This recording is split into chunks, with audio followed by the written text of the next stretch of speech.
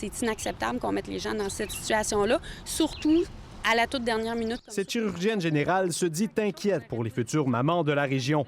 Dans un geste très rare au sein du monde médical, elle a publiquement pris la parole pour dénoncer une décision de son employeur. Et les patients, ils ont le droit de savoir ce qui se passe à leur hôpital. Les soins obstétriques n'étaient offerts qu'en semaine depuis le printemps à l'hôpital de Notre-Dame-du-Lac en raison d'un manque de personnel. Mais voilà qu'à partir de ce matin et jusqu'au 9 septembre, plus aucun accouchement n'aura lieu à l'hôpital du Témiscouata.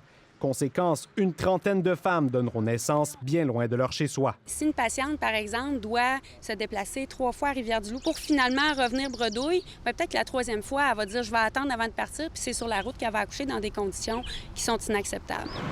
L'établissement de santé justifie notamment sa décision par l'entrée en vigueur de certaines dispositions prévues par Québec pour limiter le recours à la main-d'œuvre indépendante en santé. Ça nous a fait perdre 3 ressources de main-d'œuvre indépendante déjà.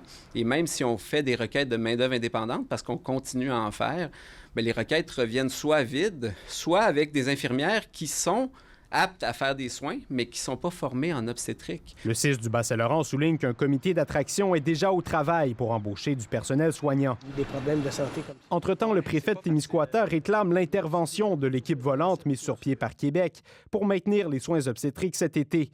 Il craint que l'attractivité de la région en prenne pour son rhume en raison de ces bris de service de plus en plus fréquents. Ça peut remettre en question la pertinence de s'intégrer au territoire témiscouatain.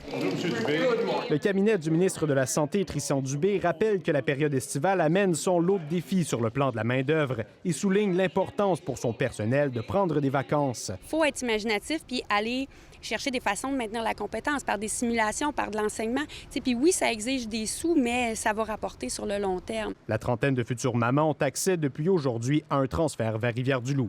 Ici Édouard Baudouin, Radio-Canada, à Témiscouata-sur-le-Lac.